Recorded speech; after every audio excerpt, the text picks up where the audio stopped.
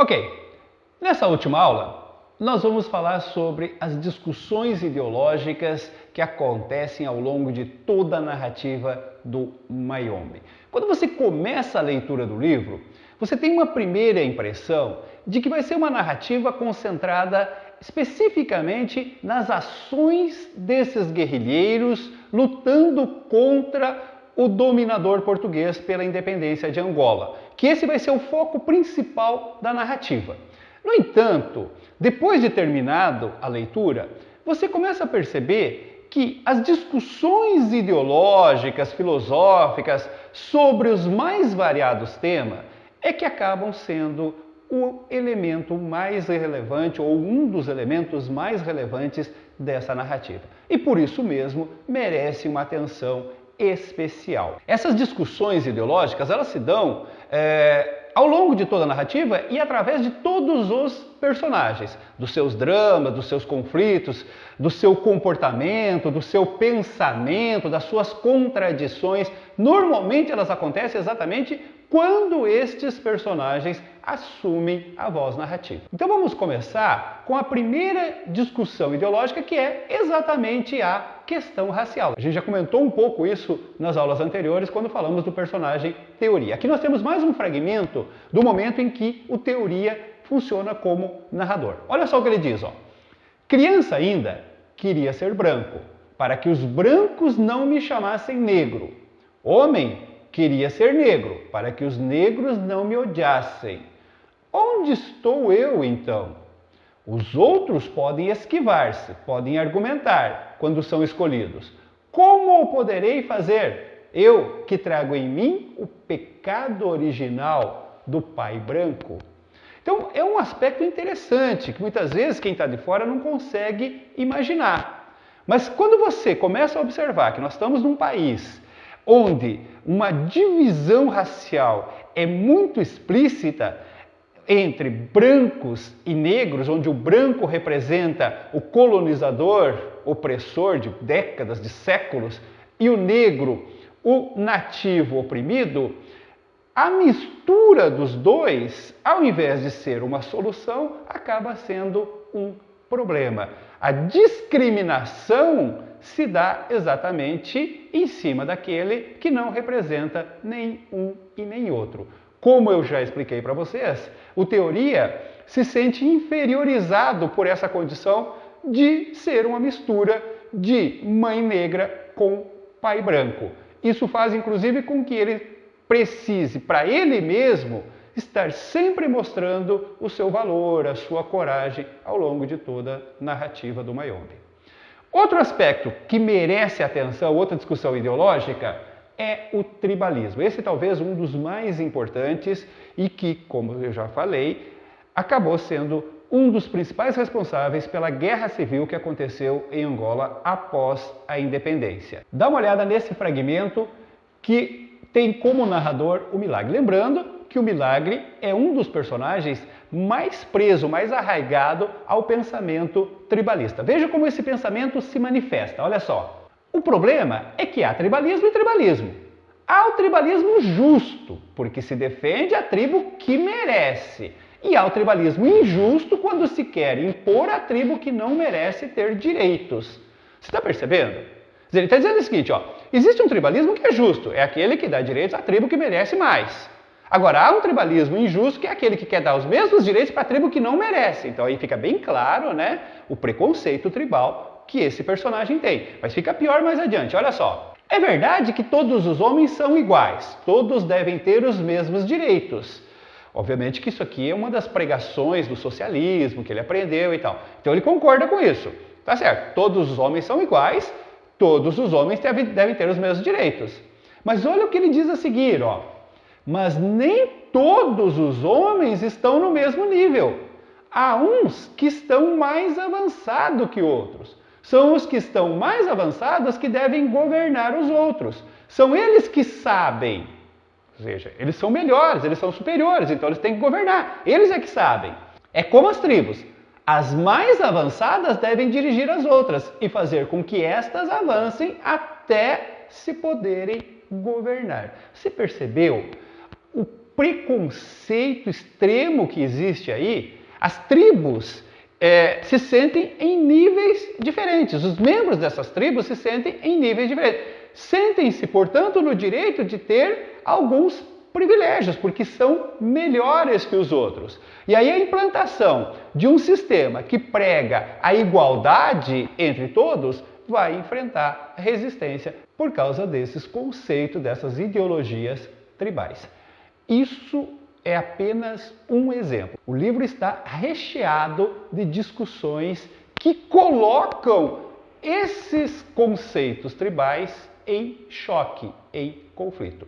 Vale a pena prestar atenção a esse detalhe. Outra discussão que nós podemos destacar é em cima das ideologias, mais especificamente aí a ideologia socialista. Olha só, eu sou um herético, eu sou contra a religiosidade da política. Sou marxista? Penso que sim. Conheço suficientemente o marxismo para ver que as minhas ideias são conformes a ele. Mas não acredito numa série de coisas que se dizem ou se impõem em nome do marxismo. Sou, pois, um herético, um descrente, um anarquista, um sem partido, um renegado, um intelectual pequeno burguês.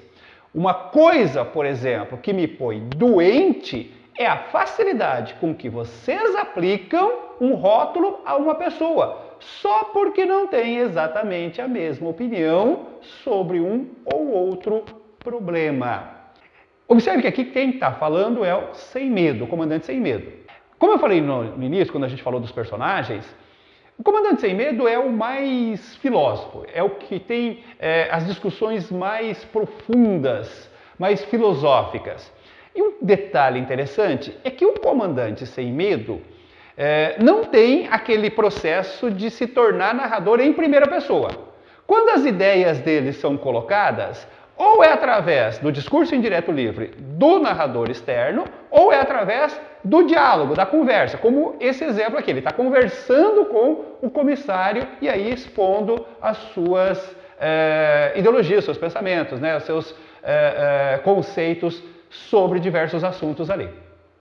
Dá a impressão que esse comandante Sem Medo seria a representação mais direta do pensamento do próprio autor. Por isso, não há necessidade de colocá-lo como narrador em primeira pessoa. Mas é ele que promove as maiores discussões. Aqui, por exemplo, ele admite ser marxista, quer dizer, ele se identifica com o marxismo, como o Pepetela se identificava com o marxismo, com o socialismo. Entende que seria o melhor sistema para aquele momento, para ser implantado após a Revolução da Independência ali. Porém, ele tem um marxismo equilibrado, uma consciência de equilíbrio. Ele não aceita os excessos que sempre são tomados em nome de um partido, de uma religião, de uma paixão por um time de futebol. Os excessos é que são os problemas. Vou até retomar aqui quando ele diz o seguinte, ó, uma coisa, por exemplo, que me põe doente é a facilidade com que vocês, e aí ele se coloca diferente dos demais marxistas, vocês aplicam um rótulo a uma pessoa só porque não tem exatamente a mesma opinião sobre um ou outro problema. Ou seja, ele tem consciência de que tudo que é levado a exagero, tudo que é levado ao excesso, acaba virando prejudicial. Como na religião, por exemplo, né? O radicalismo que faz com que pessoas matem outras pessoas porque não têm a mesma visão religiosa que eles têm.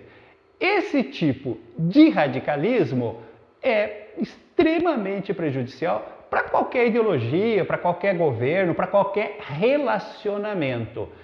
E o comandante Sem Medo destaca isso em vários momentos.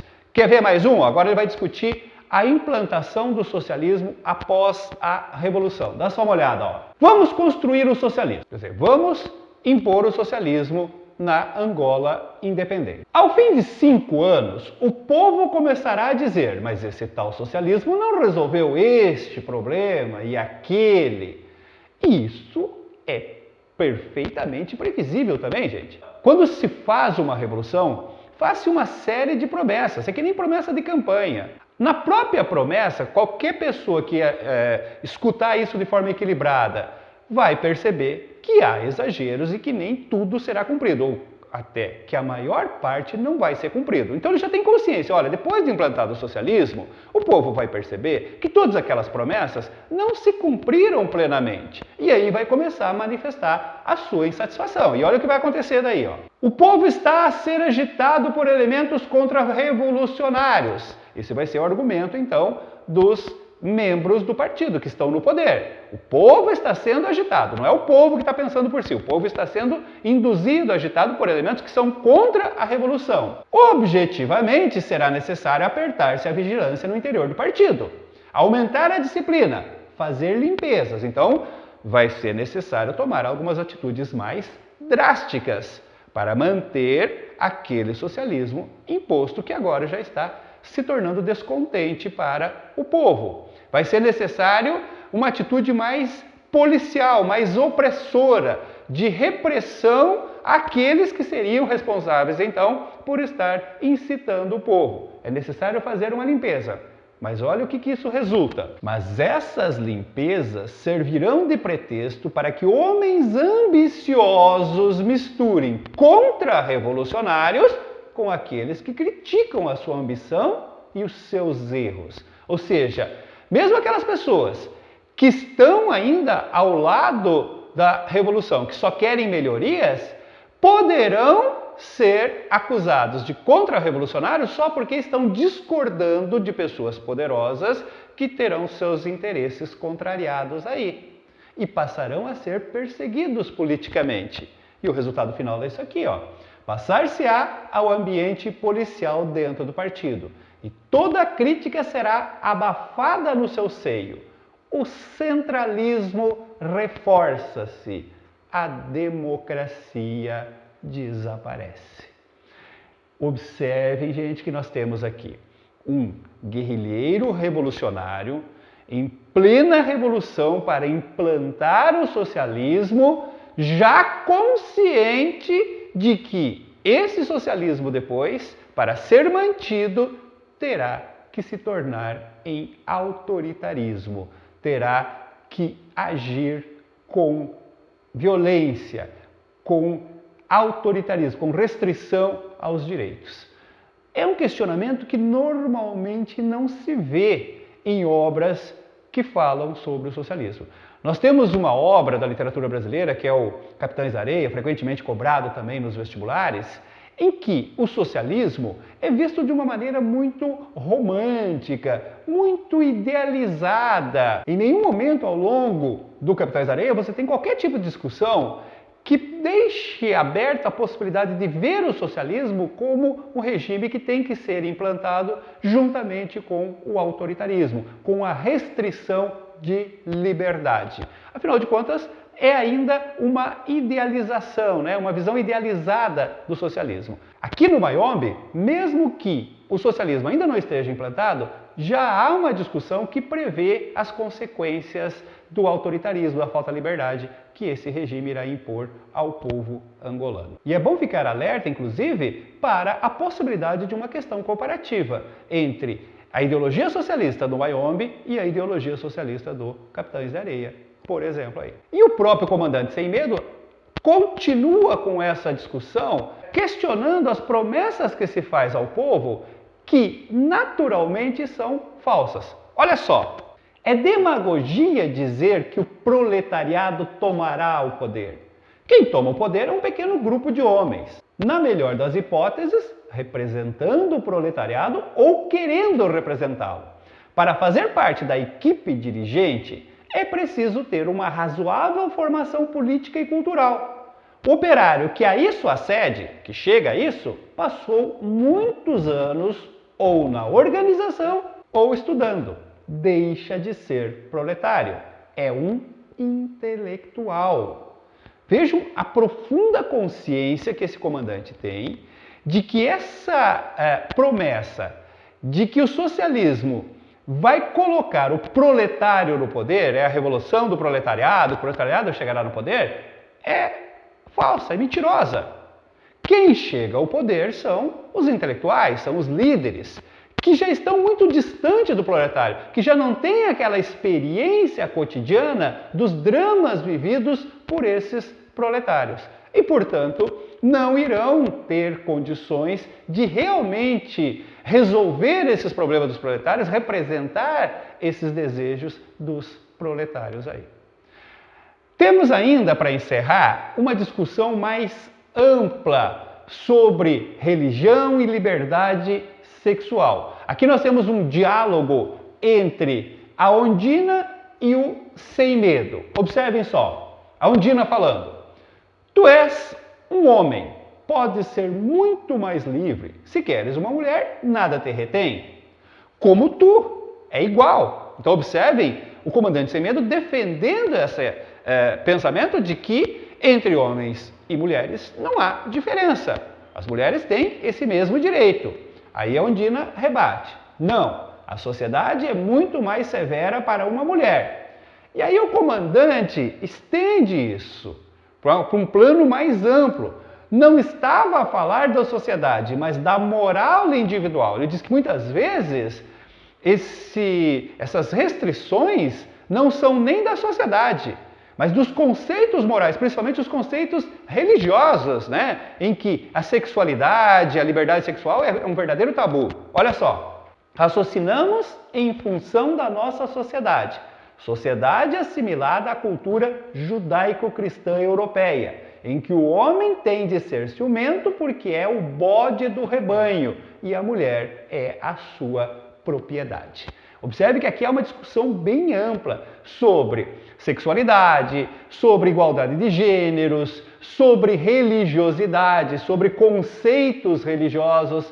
Isso é um exemplo de uma das principais características desse livro. Volto a insistir, o livro não é um livro baseado em ação guerrilheira, em aventuras heróicas e tal. O livro se propõe a uma discussão filosófica bem mais profunda, não só da realidade angolana, dos conflitos tribais, das divergências étnicas e ideológicas, das discussões ideológicas sobre o próprio socialismo que estava sendo implantado, mas também discussões mais amplas, mais profundas e mais pessoais, como machismo, feminismo, sexualidade, direitos iguais de gênero e até mesmo discussões sobre a religiosidade.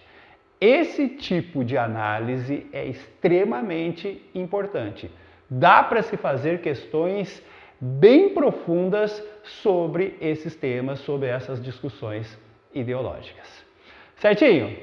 Bom, gente, eu espero com essas aulas ter contribuído para a sua compreensão dessa belíssima obra do Pepe Tela, que é o Mayombe. Claro, eu volto a insistir, isso não substitui a leitura. O ideal é que você use essa aula para reforçar a sua leitura, especialmente se você vai fazer o vestibular da FUVEST, que exige, uma leitura mais atenta e mais aprofundada. Eu vou me despedindo e aguardo você numa próxima aula de análise de obras literárias. Até mais!